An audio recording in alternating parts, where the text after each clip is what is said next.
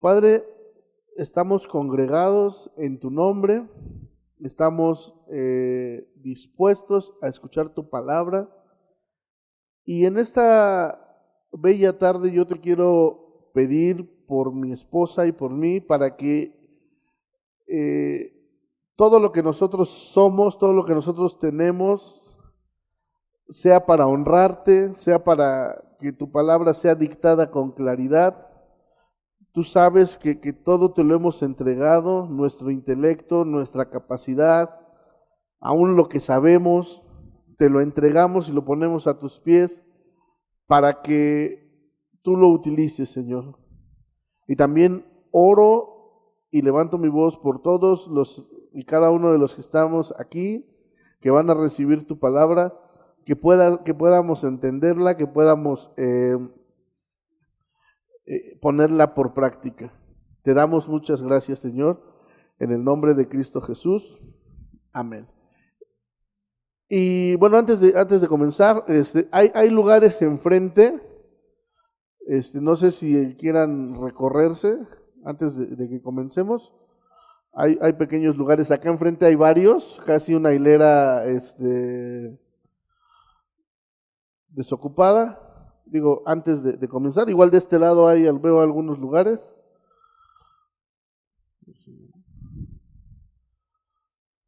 Bueno, está bien. Pues ahora sí vamos a arrancar. Quiero que abra su Biblia, por favor, en el Salmo 1.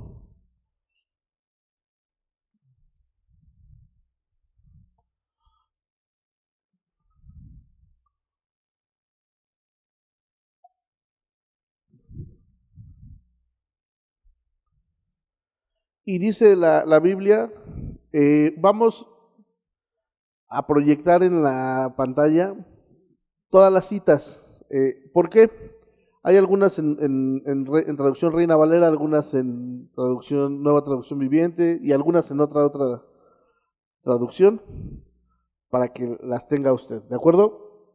Vamos a leer este pasaje, Salmos 1 del 1 al 3, dice la palabra del Señor así: Bienaventurado el varón que no anduvo en consejo de malos, ni estuvo en camino de pecadores, ni en silla de escarnecedores se ha sentado, sino que sino que en la ley de Jehová está su delicia, y en su ley medita de día y de noche. Será como árbol plantado junto a corrientes de agua, que da su fruto a su tiempo y su hoja no cae.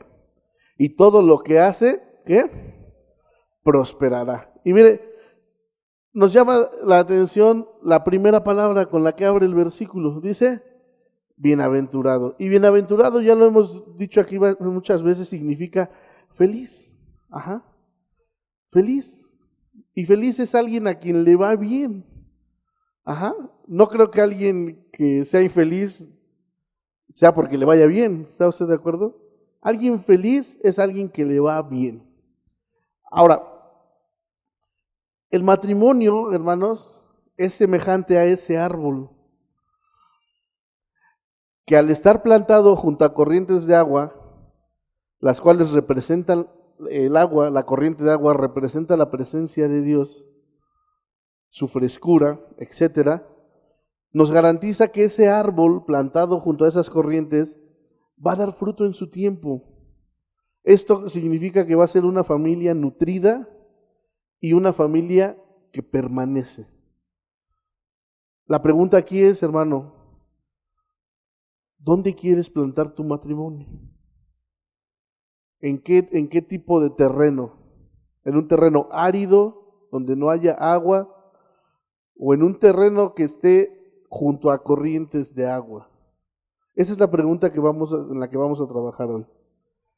Hoy vamos a estudiar la forma que Dios da para establecer una familia, esa forma que nos lleva a la promesa de ser bienaventurados y de dar fruto y sobre todo de que nuestra familia permanezca. ¿De acuerdo? Y vamos a hacer un recuento rapidísimo de lo que vimos en el primer servicio, para que los que no estuvieron no se nos queden viendo con cara de no entender nada. Isaí, bueno, Dianita, ¿nos puedes apoyar proyectando la diapositiva que tiene los 5 pasos? Hoy estuvimos hablando del noviazgo cristiano, que es sinónimo de un desposorio. Quizás lo del nombre es lo de menos, lo que importa son los pasos. Así que no se espante si oye desposorio, no es nada de celibato ni nada. Tampoco se espante si alguien le dice noviazgo cristiano, porque lo que importa no es el nombre, lo que importa son los pasos, ¿ok? Entonces estuvimos estudiando algo acerca de eso y vimos que el proceso para llegar a un desposorio o al momento cumbre del desposorio inicia no cuando los chicos tienen 15, 20, 30 años, no inicia en ese momento, sino que tiene su fundamento en la familia.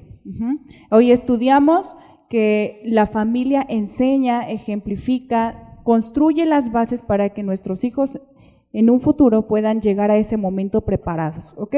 El número 2 es que tenemos que relacionarnos con gente de la iglesia. Mis hijos se tienen que relacionar con gente de la iglesia, ¿ok? Por eso leíamos un pasaje donde habla que tenemos que estar plantados en la casa de Dios para poder florecer. Si yo quiero que a mi hijo le vaya bien, yo me tengo que encargar que mi hijo esté plantado en la casa de Dios.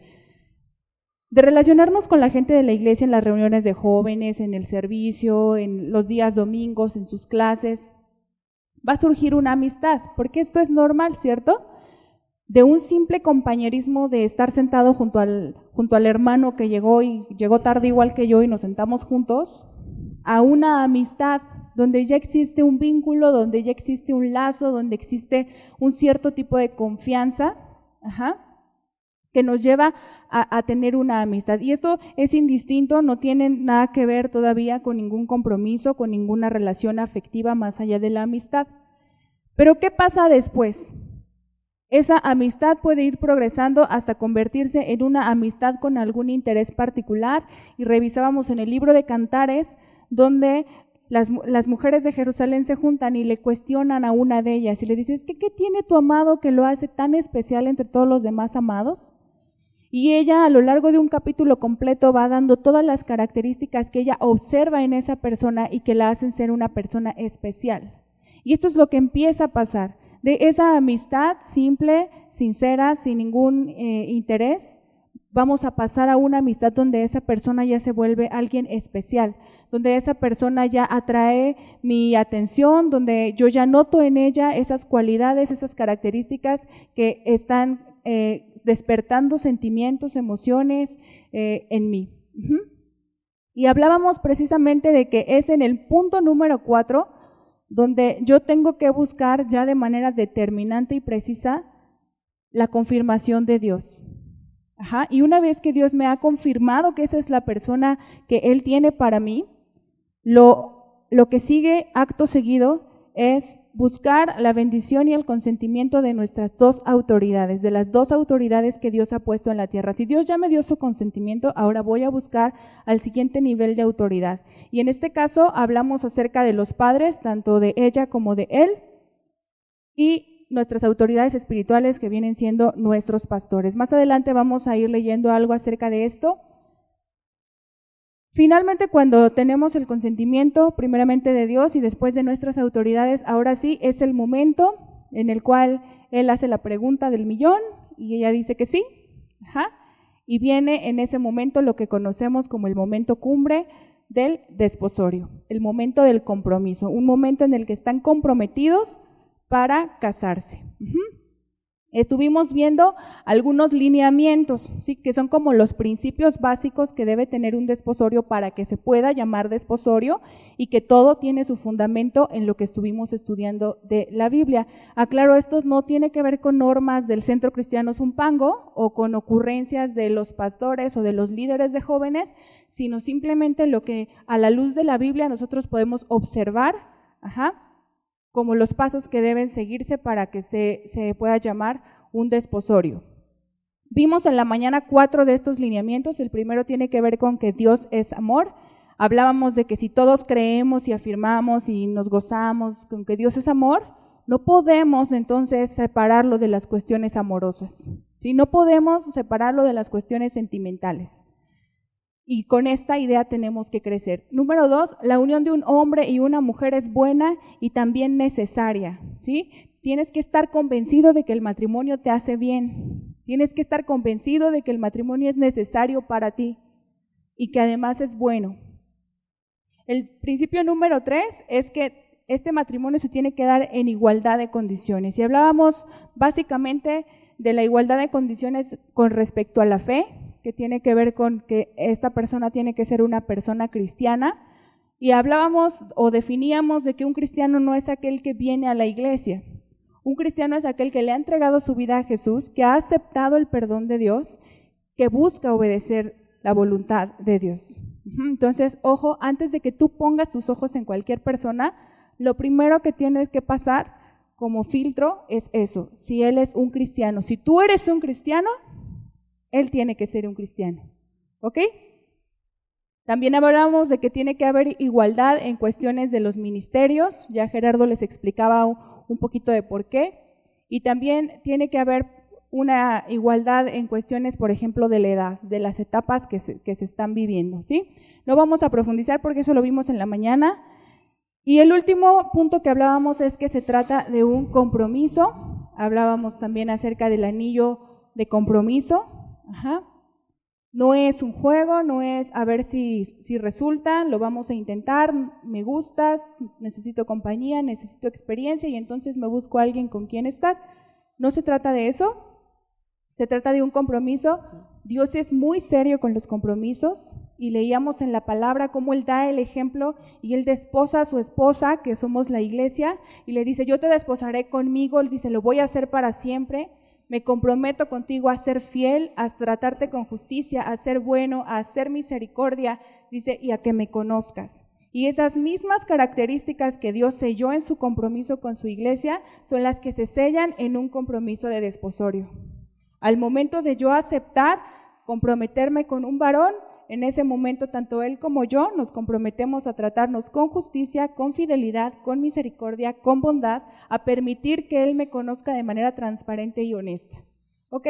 Entonces, esos fueron básicamente los lineamientos que estuvimos estudiando en la mañana. Le invito a que si no estuvo, consiga la predicación para que pueda entender bien a bien qué es lo que nos estamos refiriendo. A continuación vamos a terminar con estos lineamientos, vimos 4, pero vamos a seguir con estos lineamientos que la palabra nos dicta que debe ser o deben seguirse para que sea llamado un desposorio. Bien, el siguiente lineamiento es que el objetivo del desposorio debe de ser el matrimonio.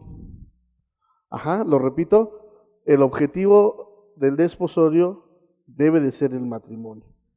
Y este desposorio tiene como característica principal, o una de las principales, que debe de estar delimitado en el tiempo, hermano. ¿A qué me refiero?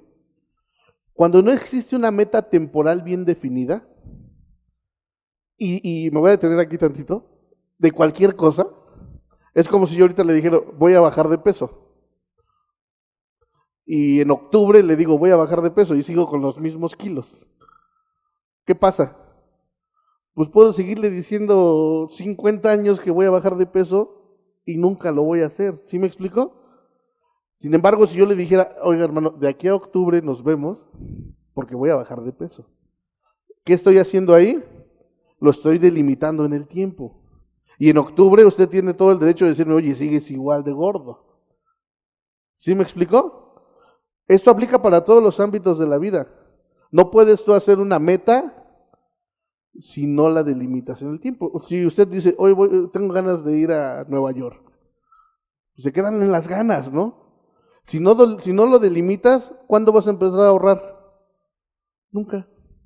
Si dices, voy a ir en el 2022 a Nueva York y empiezas a hacer un plan, ¿no? Y comienzas con visas y comienzas con pasaportes y todas esas ondas, y empiezas a ahorrar, y te aseguro que si haces un plan correcto, vas a lograr el objetivo. Lo mismo aquí. No puede llamarse compromiso a algo que no está delimitado en el tiempo. Quien no tenga o quien diga que tiene un desposorio y no le ha puesto fecha de boda, simplemente andan sin rumbo, sin metas, sin planes, sin algo en qué trabajar. Simplemente andan, y andan pues no sé qué.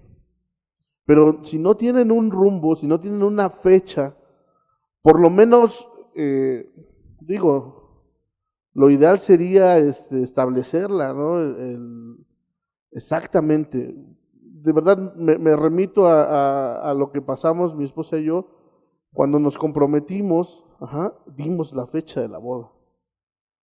Nosotros nos comprometimos a mediados de año y dijimos, nos vamos a casar el 13 de abril del 2014. Y ya estaba una fecha. ¿Y qué pasó? Pues nos casamos. Entonces, hermanos, tiene que ser delimitado en el tiempo. Delimitado en el tiempo. Ahora, la duración, porque va a decir, bueno, ¿y cuánto tiempo dura esto? Debe de ser razonable de acuerdo a las circunstancias.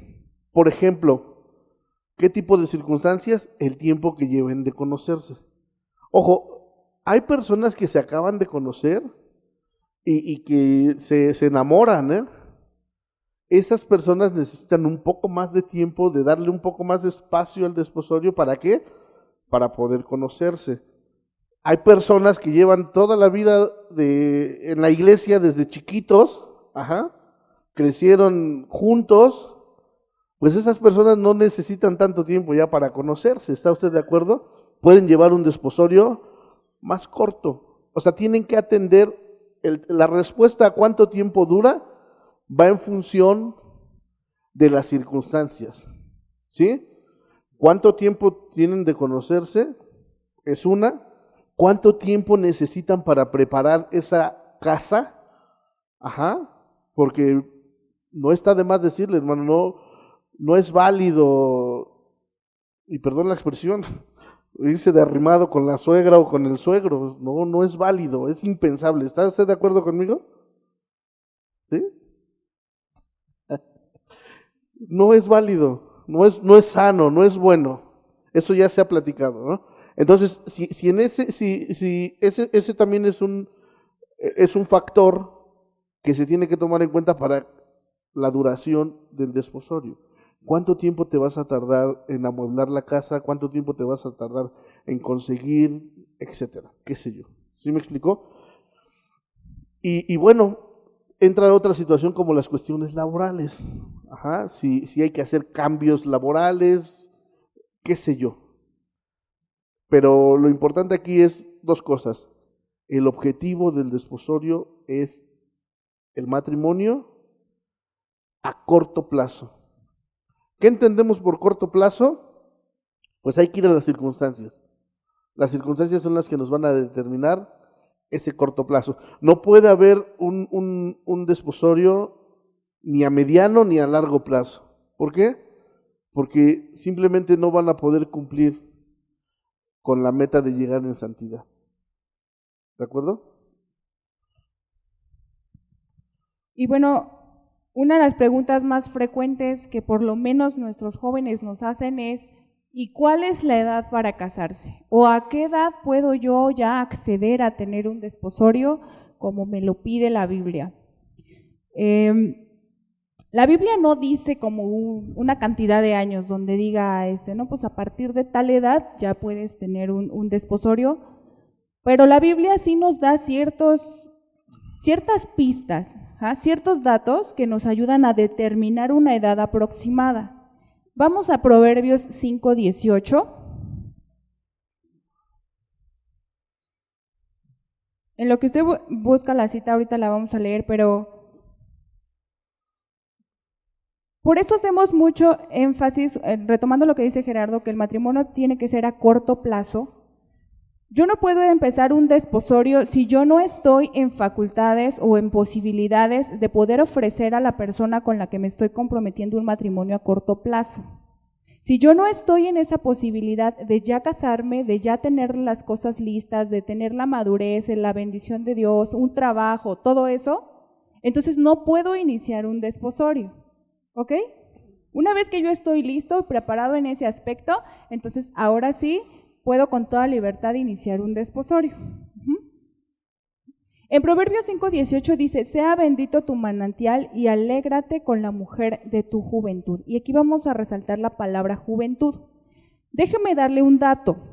Según la Organización Mundial de la Salud, y es un dato que usted puede revisar, determinó que la juventud plena, así lo llaman ellos, la juventud plena es entre los 20 y los 24 años.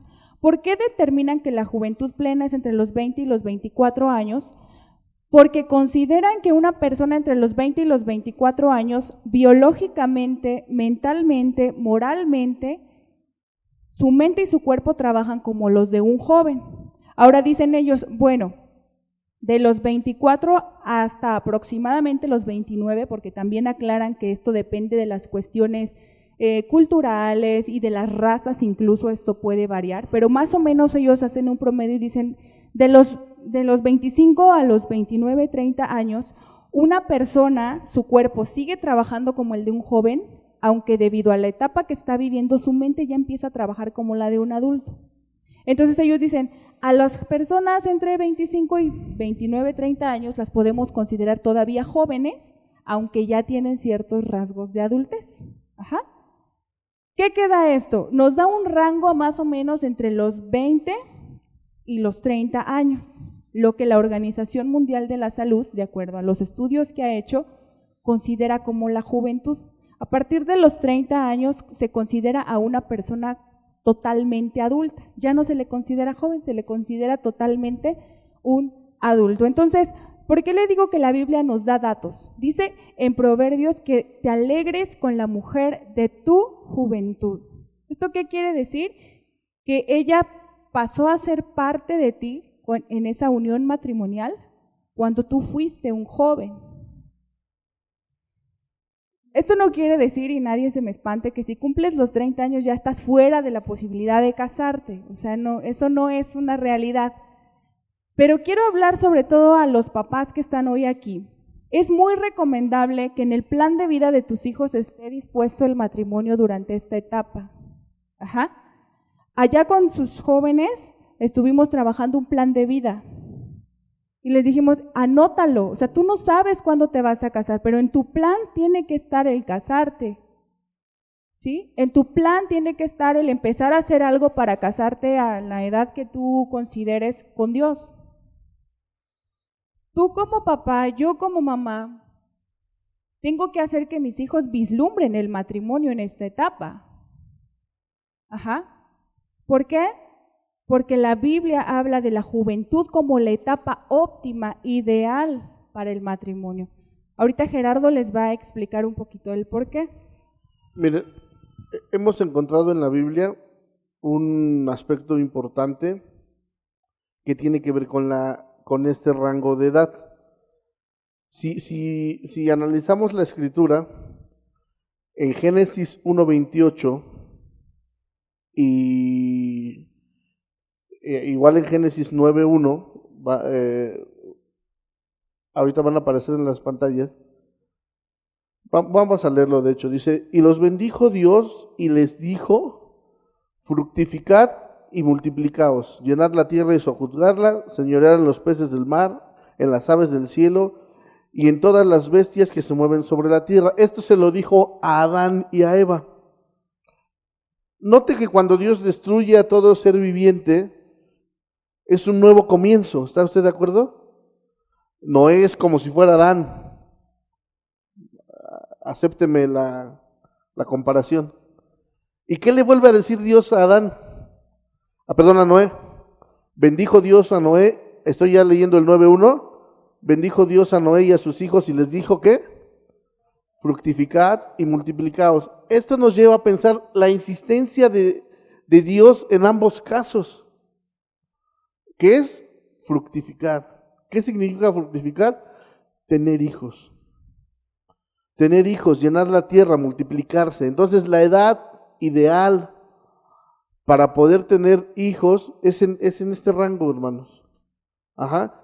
Ya, digo, no soy médico ni mucho menos, pero ya más adelante se va complicando la cosa. ¿Sí está usted de acuerdo? A título personal yo le digo, me hubiera gustado tener a mis niños más joven. Llego luego a casa, después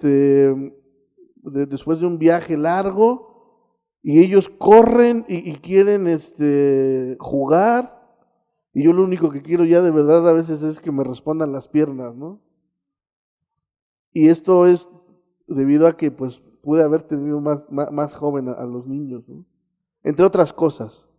Pero esta es la edad. Y encontramos que este dato de 20 años, ¿no se le hace algo bonito? Finalmente la Biblia no dice, y seréis mayor de edad a los tantos años, pero hubo hermanos que se dedicaron a buscar y yo le dije alguna vez, no todo lo vas a encontrar en la Biblia, ajá, pero si tú eres bíblico, vas a encontrar historias y situaciones que te van a llevar a entender por qué a los 20 años, por ejemplo. Ajá, porque a los 20 años la mayoría de edad, y no, a mí me da mucho gusto que el dato de la OMS sea el mismo dato que tiene la Biblia. ¿No le parece algo padre? Es algo bonito, es algo que Dios creó. Ajá. Entonces, estamos en esta idea. Dios insiste a Adán y a Noé en fructifica y multiplícate. Ahora, debemos considerar, hermanos, que Dios está a favor de que los matrimonios tengan hijos. Ajá. Esta idea está muy peleada con las nuevas ideologías que nos han venido a meter. Simplemente hace poco estaba yo viendo que un hijo de los 0 a los 11 años cuesta 2 millones de pesos. Ya te espantaron todos. Y es cierto. Es cierto, un hijo es muy caro. Un hijo trunca las metas personales, distancia a las parejas, etcétera. Esas son las ideas que el mundo ha intentado meter al pueblo, aún al pueblo de Dios. Ajá.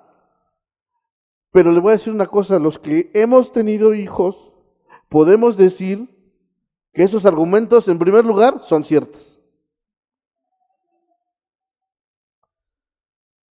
Pero se les ha olvidado el verdadero significado de la palabra bendición. Incluso ha llegado al sarcasmo y usando tu bendición, hasta en los memes, ¿sí o no? Cuida tu bendición. ¿Cuántas bendiciones tienes? Cuando no nos damos cuenta de que la Biblia dice en el Salmo 127:3, he aquí, herencia de Jehová son los hijos. ¿Cosa de qué? De estima el fruto del vientre. Y yo quiero que todas las parejas que están a punto de casarse no tengan miedo a esas ideologías. Hay versículos que contradicen todas esas ideologías. Por ejemplo, ¿que es muy caro mantener a un niño? Sí, sí, cierto, pero yo encuentro un versículo en la Biblia donde él dice que él va a alimentar a todo el viviente. ¿A quién le creo más? Que todo es muy caro, que la inflación y que no sé qué.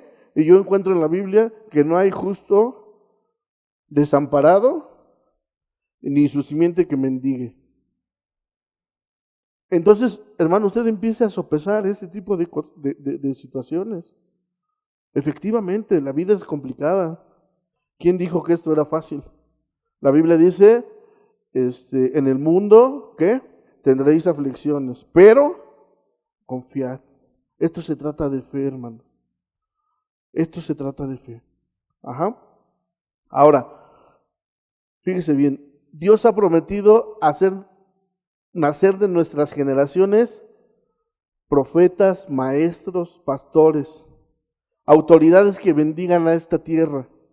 Igual escuchamos un sinfín de cosas de personas que dicen, ¿para qué traes más chamacos a este mundo? La tierra ya no necesita más habitantes.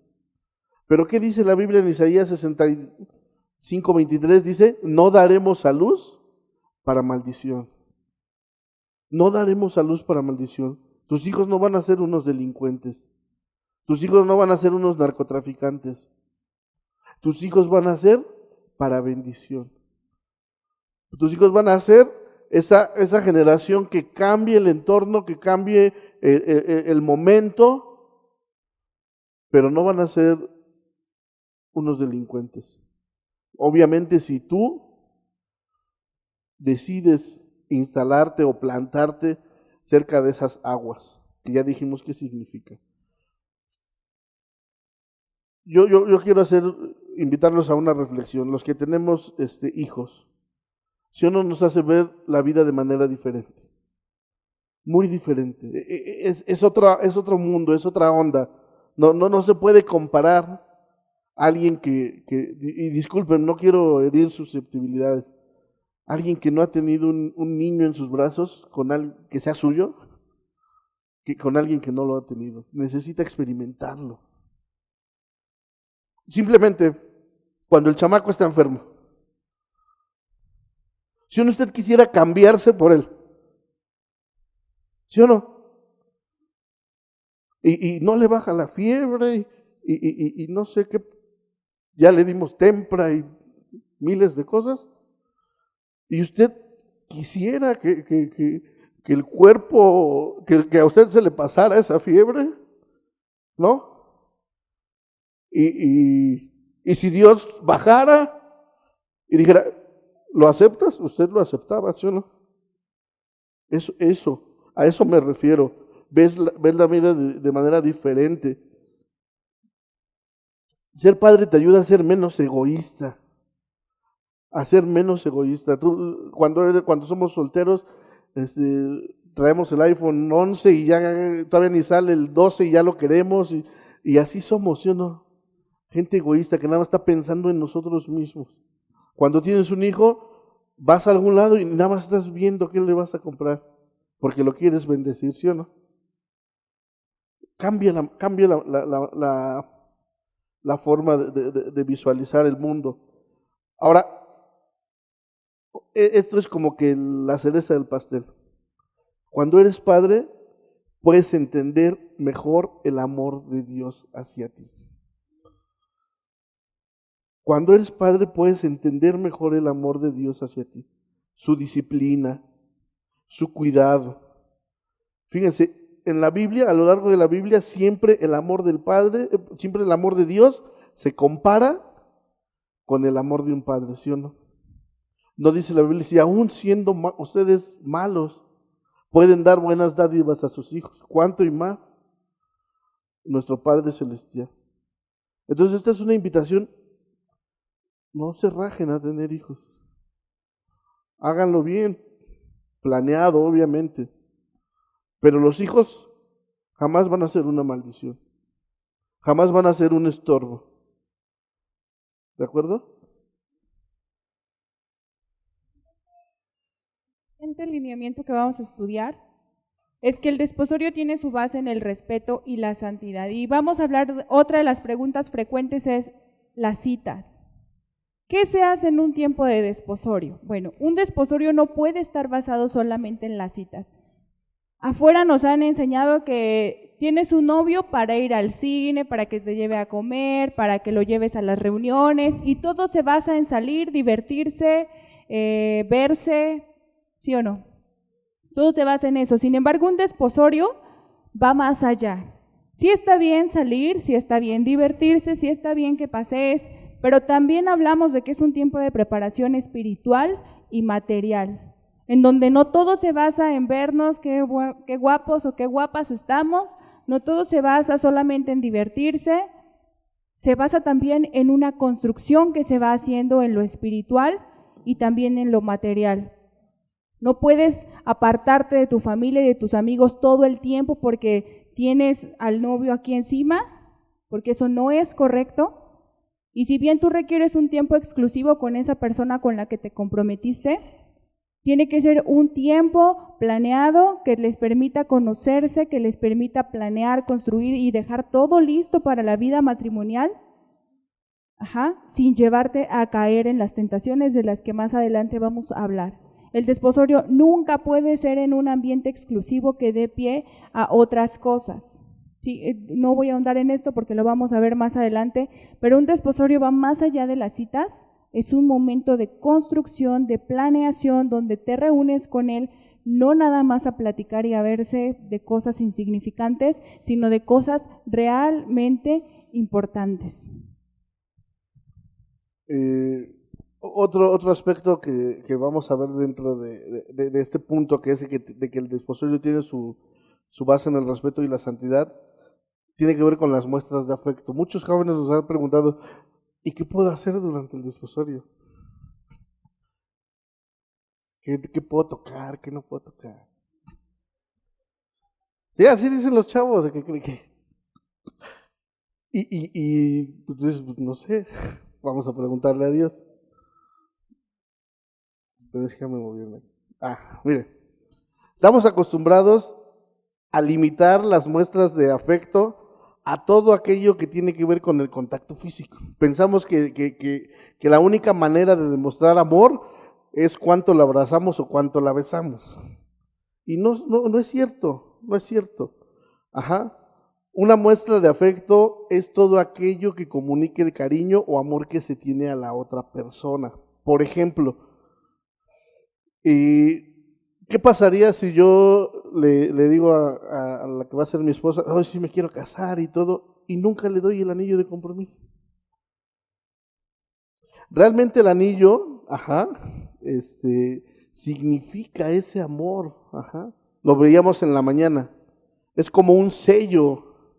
Imagínense, a ver, papá de chicas, a ver, levante la mano, papá de chicas, que llegara el novio sin anillo de compromiso. Si no tiene ni siquiera para un anillo de compromiso, mucho menos va a tener para mantenerla.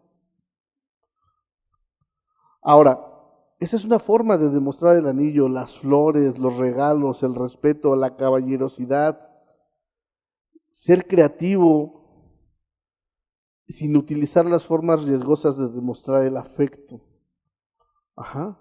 Mire, esta cuestión de las caricias, en ningún momento estamos diciendo de los besos, los abrazos, pero es jugar con fuego, hermanos. Es jugar con fuego. Sobre todo los hombres, somos más propensos a estallar ante ese jugueteo. Y lo único que buscamos aquí es agradarle a Dios, llegar al matrimonio en santidad, llegar al matrimonio y ofrecerle a nuestra pareja pues lo mejor que podamos. Entonces, si alguien te pregunta, bueno, ¿y qué puedo hacerle a mi novio? ¿Una carta? ¿Y qué puedo tocarle? ¿Una canción? Yo no digo que no la beses, pero no juegues con fuego. No juegues con fuego, porque te vas a quemar. Lo dice Pablo, lo dice en 2 de Timoteo 2:22, perdón. Huye. Y digo, cuando un ladrón huye, no va despacito, ¿no? ¿Cómo va? Bien rápido. Huye ¿de qué? De las pasiones juveniles. Sigue la justicia, la fe, el amor y la paz con los que de corazón limpio invocan al Señor. Y quiero regresar un poquito a este punto y voy a hablarle un poco a los matrimonios. Esta creatividad no se tiene que acabar, hermano. Porque si somos novios y somos bien creativos, ¿no? Pero ya es nuestra esposa y punto final a las cartas, punto final a las flores, punto final a todo. Yo sé que aquí no, en otra iglesia. Yo sé que aquí todos los varones son bien amorosos. A ver, ¿tiene ahí a su esposa? A ver, dele un beso a su esposa. No muerde, déselo bien. Que no se acabe, hermanos, esa creatividad, y eso nos toca a nosotros como varones, buscar la manera de que nuestra esposa se sienta segura, buscar la manera, no solamente en dinero, no se trata de aventarle billetazos, se trata de qué? De que ella se sienta segura, de que ella se sienta amada, se sienta respetada, se sienta querida, que todos esos compromisos que usted hizo se vean respaldados en esas manifestaciones de afecto, que ya dijimos, va más allá de las cuestiones de caricias y eso, que está reservada para el matrimonio. ¿Falta algo? Otro punto es, requiere de un acompañamiento. El desposorio requiere de un acompañamiento. ¿Quién es este acompañamiento? Como ya lo dijimos en la mañana, pues primeramente los padres, a ellos son a los que se les comunica la noticia, porque ellos, mire, no voy a ahondar en el tema porque me llevaría mucho tiempo. Ellos tienen un derecho, los padres tienen un derecho de réplica, dado en la Biblia. Si usted lee el Antiguo Testamento se va a dar cuenta que cuando uno de los hijos, que todavía depende de los padres, quiere hacer un voto, el papá tiene derecho a invalidar ese voto.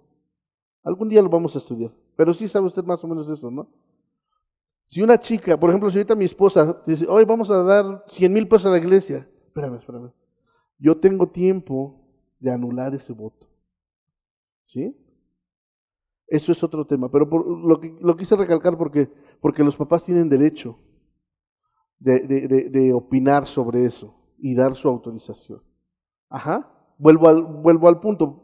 ¿Por qué un padre puede negar la autorización a su hija? Pues si ve que el tipo no le conviene, si ve que el tipo no es cristiano. Se dice cristiano y ha venido 2 domingos, eso no es un cristiano, discúlpenme. Es un simpatizante, no, ni simpatizante, es alguien que pasó por aquí y se metió. Un cristiano, como dijimos, le ha regalado su corazón a Dios. Ahora, a partir del momento que has decidido iniciar una relación con una persona, inmediatamente requieres un seguimiento, puesto que ese proceso requiere la experiencia y sabiduría de alguien mayor que tú en edad y espiritualmente hablando. ¿Para qué? Para que te oriente. Por lo tanto, debes de acudir con tu pastor o con tu líder. Les comentaba en la mañana que cuando nosotros pasamos ese proceso, fuimos con el pastor, y el pastor, es algo que yo le admiro, nos mandó con otro hermano. ¿Por qué? Sus razones debió haber tenido. Y esa orientación de verdad que nos ha servido como no tienen una idea. Hebreos 13:17 dice, obedezcan, ¿a quién? A sus líderes. Y fíjese, esto yo sé que no les va a gustar a muchos. ¿Qué sigue? Hagan lo que ¿qué? Lo que ellos les dicen. Amén. Amén. ¿Por qué? Su tarea es molestarlos. Su tarea es cuidar el alma de ustedes. ¿Se imagina ese trabajo? O sea, ¿de qué quieres trabajar? Cuidador de almas. Es una tarea horrible, digo, muy grande, muy seria, ¿no cree? El pastor cuida de nuestras almas. Y si algo te dice, no lo hagas, no es porque te quiera molestar, hermano. Es porque él tiene una responsabilidad ante Dios. Él tiene una responsabilidad ante Dios y tiene que rendir cuentas a Dios. Es por eso, y esto no aplica solamente para el desposorio, hermano, aplica para muchas cuestiones de su vida. Como dijo bien mi esposa, no es de que usted le venga a pedir permiso para viajar, por ejemplo. Pero si usted viene y le dice, oye hermano, quiero viajar, y platican y todo, ¿qué tal si el hermano le dice, oye, pero no andas bien económicamente, ¿eh? Y le da un consejo y le dice, oye, ¿por qué no te aguantas? No es porque no quiera que usted se vaya a divertir. ¿Sí me explicó? Es por esa responsabilidad, cuidar el alma de ustedes. Ahora, ¿qué pasa en eso? ¿Sirve para orientación y consejos? Perdón, orientación, consejos y ayuda para el matrimonio. Vea lo que dice Proverbios 19:20. Escucha, ¿qué? El consejo y recibe la corrección. ¿Para qué? Para que seas sabio en tu vejez. Si hablamos de vejez es porque tu matrimonio duró hasta que tú fuiste viejo. Si tú recibes el consejo y aceptas la corrección, tu matrimonio va a durar. Mire, en este proceso de seguimiento, tus líderes te harán entrevistas. Obviamente que ya usted le comunica, ¿sabes qué? Pues ya nos gustamos y nos queremos casar. Ahora. Y te dan una cita. Y te entrevistan. Recibirás algunas enseñanzas e indicaciones específicas que te ayuden a estar listo para tu vida matrimonial. Es muy importante comprender que ellos tendrán, ojo con lo que voy a decir, que confrontarte con lo que la Biblia dice y con tu realidad. Lo repito, ellos van a confrontarte con lo que la Biblia dice y con tu realidad. Y voy a poner el ejemplo de los 15 días del novio. Una chica cristiana trae a su novio, o pareja, como quiera llamarle, que ha venido 2 domingos, ¿y qué le dice el pastor? ¿Sabes qué? Se pueden casar obviamente, siempre y cuando él sea cristiano. Oye, pero vino 2 domingos. No, no es cristiano. No es cristiano. Y eso, hermanos, es con el único interés de ayudarte a construir tu matrimonio sobre la roca. Así que nuestra actitud debe ser de humildad para recibir, ¿qué? El consejo de Dios. Habrá cosas de las que no te guste hablar, otras de las que resulten incómodas, incomprensibles en su momento o difíciles, pero que son necesarias para que tu matrimonio tenga fundamentos sólidos. Acuérdate, hermano, es el momento, donde estamos construyendo. Es el momento donde incluso podemos, con ayuda de nuestros pastores, rectificar muchas cosas. Si tú llegas mal, si estás mal, primero sana. ¿Por qué llegas herido a un matrimonio si puedes llegar sano teniendo la ayuda de Dios? Dios no dice que no te va a ayudar. Ahora, voy a poner un ejemplo que tiene que ver con la congruencia. Ahorita lo van a ver. Imagínense que yo soy, porque lo soy, un fiel aficionado de este equipo. ¿Qué pasó? Como muchos de ustedes, yo soy fiel aficionado del América. Y hagan de cuenta que yo soy de la porra del América. Y me sé todos los cánticos y voy al estadio cada 8 días bueno, pues me sé la historia del América más que la historia del Éxodo. O sea, le puedo hablar más de Brailovsky que de Moisés y de muchos otros. Y soy fiel aficionado, ¿no? Y es más, soy socio Águila fundador. Que sí lo fui. Entonces, yo creo que el América es el mejor equipo que hay en México y soy fiel a sus colores. Y como le digo, pues me sé la historia. Y todos mis compañeros pues están muy contentos conmigo.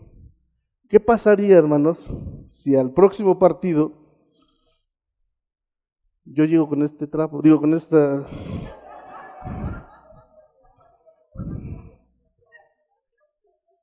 ¿Qué pasa? ¿Qué van a decir mis compañeros de la porra del América? Que soy un incongruente, que soy un traidor, que no tenía mis principios bien fundamentados, ¿no? ¿Ustedes creen que me van a aceptar en la porra con esta camisa? No, es lo mismo que pasa aquí, hermano. No puedes traer a uno del Cruz Azul.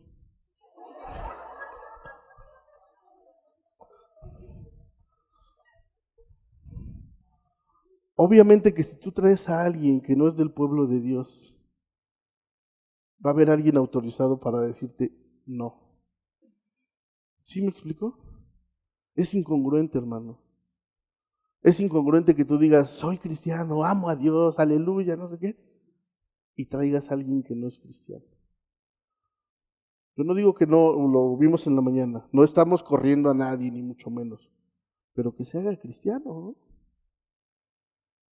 Le estamos haciendo un favor, enseñándole las cosas de Dios. Nuestra fe, nuestra ideología, nuestras creencias, la razón de que estemos en la iglesia es buscar cumplir la voluntad de Dios, ¿sí o no? Si no, ¿para qué venimos?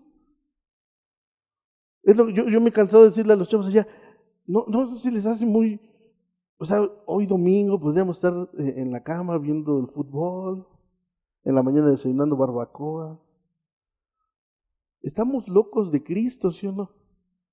Porque buscamos cumplir su voluntad, anhelamos agradarle al Señor. Por eso es facultad de ciertos miembros de la iglesia exhortar cuando alguien está fuera de estos principios. Ojo con lo que voy a decir, hermanos, no por una cuestión de legalismo, no por una cuestión reglamentaria, no por una cuestión institucional, sino por una cuestión de fe. Repito, no por una cuestión personal, no por una cuestión de legalismo, reglamentaria o institucional, sino porque buscamos y tenemos la misma fe. ¿De acuerdo? Vuelvo al ejemplo. No puedo decir que soy de la porra de la América y después llegar con otra cosa.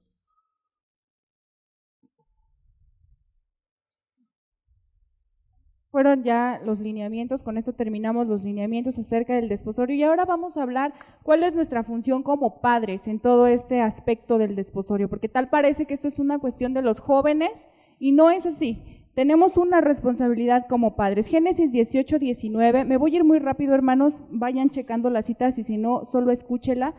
Dice, yo lo escogí a fin de que Él ordene a sus hijos y a sus familias que se mantengan en el camino del Señor, haciendo lo que es correcto y justo. Entonces yo haré por Abraham todo lo que he prometido. Dios nos da un voto de confianza. Con cada hijo que Dios nos da un voto de confianza. Y Él confía en que haremos lo necesario para enseñar, para educar, para instruir, para disciplinar y para ser ejemplo de cada uno de esos hijos que Él nos dio. Para mantener a nuestras familias en el camino del Señor, dice este versículo, y lograr que aún nuestras generaciones continúen con esta herencia. Y esto aplica para todas las áreas de la vida de nuestros hijos, para la escuela, para el carácter, para sus relaciones. Yo tengo el voto de confianza de Dios para hacer que todas esas áreas de su vida vayan conforme a lo que Él ha dictado. Ahora, erróneamente hemos buscado caerles bien a nuestros hijos, ¿no? Hemos evitado tener problemas con ellos y consentimos e incluso muchas veces hasta apoyamos su pecado con tal de no meterme en problemas, ¿no? Con tal de llevar la fiesta en paz en casa, les hemos concedido. Y esto, hermanos, es totalmente contrario al amor. Sí, yo sé que estamos aquí, la mayoría de nosotros somos padres y yo también soy mamá y sé lo difícil que es muchas veces negarle algo a mi hijo cuando yo sé que me va a hacer un berrinche, un drama en el caso de mis hijos que son pequeños, pero lo tengo que hacer porque lo amo. Ajá. Le voy a poner un ejemplo, Rebeca, en Génesis 27:8, usted conoce la historia. Ella mal aconseja, ella tenía 2 hijos, Esaú y Jacob, pero ella tenía predilección por Jacob. Entonces ella mal aconseja a Jacob y me llama tanto la atención porque ella le dice en el versículo 8 del capítulo 27, dice, oye y haz lo que te digo, en mis palabras, pero algo así le dice, oye y haz lo que te digo, dice, para que le hagas una trampa a tu padre y recibas la bendición que a tu hermano le correspondía. ¿Sabe que este mal consejo logró dividir una familia? ¿Logró distanciar un par de hermanos, distanciarlos a muerte, con odio de muerte? Un mal consejo dado por un padre, por una madre con autoridad, porque tenemos autoridad, puede cambiar el rumbo o el destino de la vida de mis hijos. Ahora le voy a decir otra cosa, un mal consejo es igual de dañino que cuando simplemente tomamos una actitud indiferente o de desconocimiento, me hago como el que no sé, aunque todo el mundo lo sabe, yo finjo y actúo como si no lo supiera. Y eso le pasó a uno de los hombres más importantes quizás para el pueblo de Israel, que fue Elí. En el primer libro de Samuel 3:13 dice, Dios le está diciendo, le advertí que viene juicio sobre su familia para siempre. O sea, qué cañón, de verdad, o sea, un juicio para siempre. Y dice, porque sus hijos blasfeman a Dios, y esto es lo clave, dice, y Él no los ha disciplinado. Esta es una actitud de saber que lo hacen, pero pues, no me quiero meter en problemas contigo, me hago como que no sé. O te llamo la atención, pero no hago nada más para que tú lo dejes de hacer. En otras versiones dice que Él no estorbó el pecado de sus hijos. Entonces, ambas cosas van a llevar a nuestros hijos hacia un mal camino, hacia un mal fin, hacia un mal destino. Dios nos recuerda y nos llama hoy a tomar nuestra responsabilidad como padres. Y bueno, específicamente en el desposorio, hermanos, porque eso, como bien lo dijo Gaby, es para cualquier área de nuestra vida, pero específicamente, ¿cuál es la función de nosotros como padres respecto a este tema con nuestros hijos? Mire, trabajar con ellos desde pequeños con su identidad. Trabajar de pequeños con su identidad. Desde que ellos nacen deben de crecer con la idea de que son varón o mujer, que Dios los creó así, con esas características, y que eso, ser varón o mujer, es una bendición. Debemos enseñarles el pudor, el respeto a su cuerpo, el valor que ellos tienen. Ellos deben de saber desde chiquitos que nadie los puede ver desnudos, que nadie los puede andar toqueteando. Me gustó mucho cuando fuimos con el pediatra y el pediatra le decía a Salomón, yo te estoy revisando porque tengo el permiso de tus papás. Y después el niño sabe que nadie lo puede ver desnudo, nadie lo puede tocar, porque están bien afianzados esos valores. Y mire, el Salmo 144:12 dice, sean nuestros hijos como plantas crecidas en su juventud y nuestras hijas como esquinas labradas como las de un palacio. ¿Esto qué quiere decir, hermanos? No es lo mismo la educación para un varón que para una niña. No es lo mismo. Hay una diferencia enorme. Y esto que voy a decir, hermanos, va sobre todo para las mamás, espero que no se ofendan. Entiendan que los hijos no son suyos. Los hijos no son suyos. Cuando recibimos un hijo es necesario hacernos a la idea que no son una adquisición, son más bien una responsabilidad y una tarea de la cual daremos cuenta a Dios. Y recalqué lo de las mamás, ¿no? Pero también esto va para los papás. Los hijos no son tuyos. Los hijos no son tuyos. Un día los vas a entregar en el altar. Y lo más importante es que seamos un ejemplo como matrimonio. Nuestro matrimonio tiene que ser un ejemplo para la generación siguiente. Tenemos que dar un buen testimonio y ese buen testimonio nos va a dar también así autoridad para educar a nuestros hijos. Los niños aprenden más de lo que viven que de lo que realmente oyen. Por lo tanto, nuestro discurso debe ser coherente con nuestra forma de vivir, como lo vimos en el ejemplo hace un rato.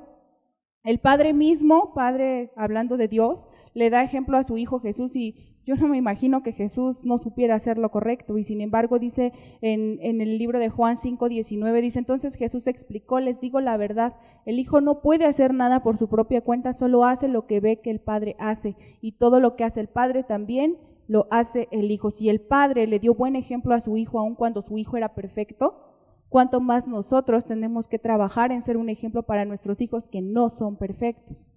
¿Ok? Ahora, ¿qué hacer si mi matrimonio no fue un buen ejemplo? Porque a lo mejor hay aquí muchos que dicen, pues ya la regué, pues a ver, yo no sabía, ¿no?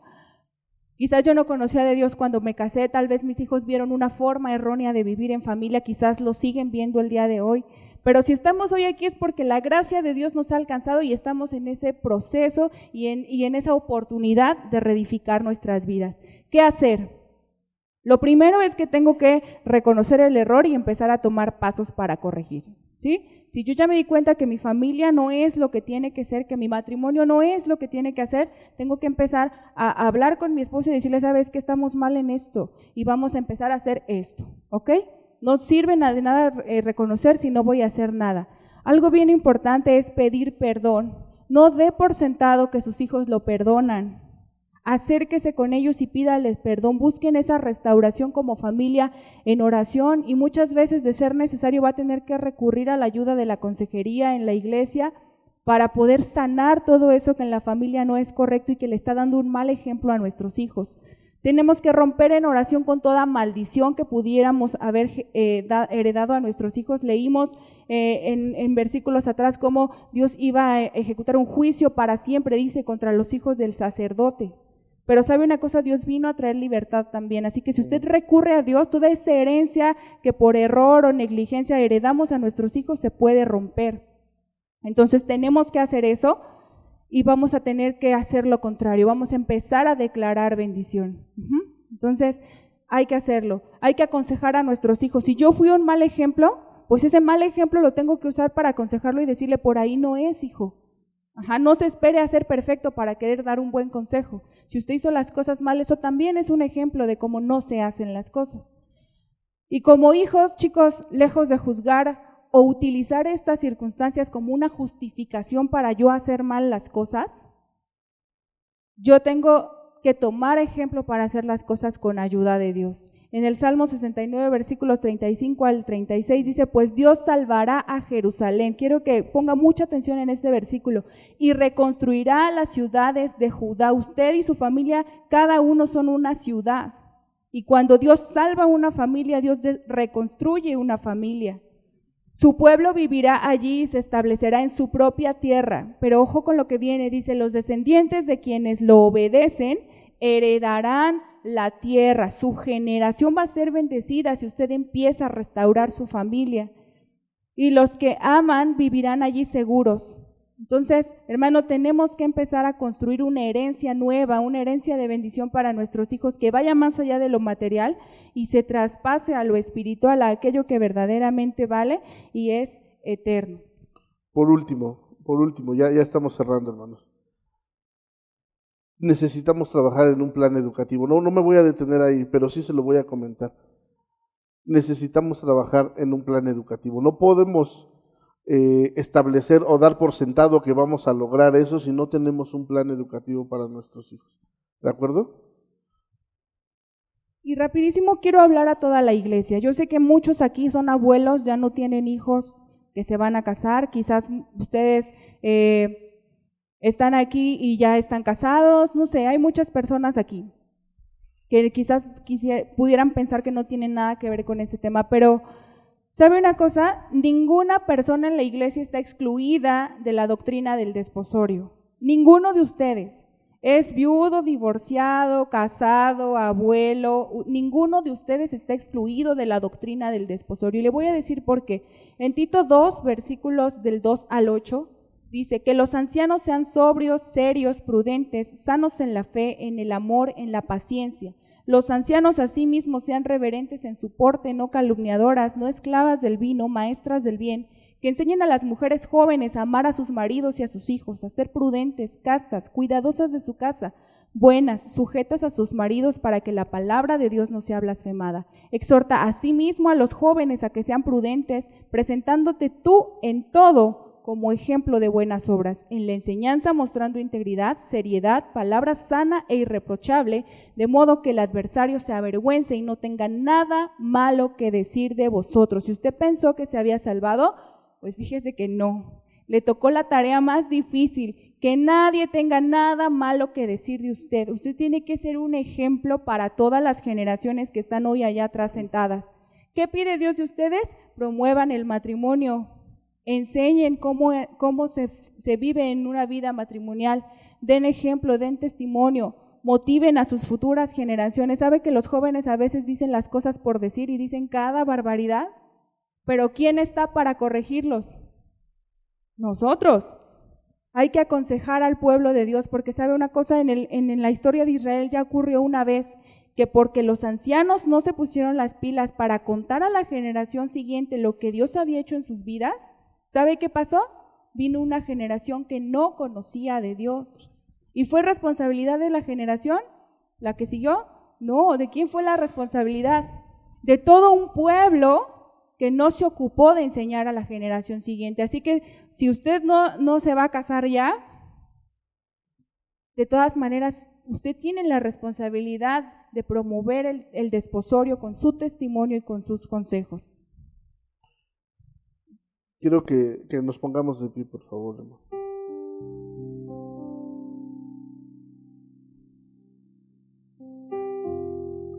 Y quiero que piense en esta pregunta. ¿Dónde quieres plantar tu matrimonio? ¿En un lugar árido? ¿En un lugar donde no hay agua? ¿En un lugar desértico? ¿En un lugar donde no vas a fructificar? Yo quiero que reflexionen esta pregunta. ¿O quieres estar plantado junto a corrientes de agua? Acuérdate la comparación que hicimos. El árbol es el matrimonio. Y yo quiero orar en esta ocasión por todos los matrimonios, para que hagamos nuestro trabajo y en caso de no estar plantados en el lugar correcto, comencemos a trabajar.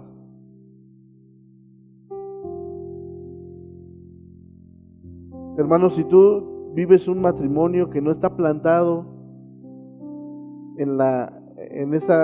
junto a corrientes de agua, yo te voy a pedir que tú ores al Señor. Señor, hoy levantamos nuestra voz y yo quiero pedirte por todos aquellos matrimonios, Señor, que hoy no están plantados junto a esas corrientes de agua, para que hagan lo necesario, Señor, para desarraigarse de ese terreno árido y plantarse junto a las corrientes de agua, Señor. Que todos hagamos nuestra labor, que todos meditemos en tu palabra, que tu ley sea nuestra delicia, Señor, que en ella estemos pensando de día y de noche.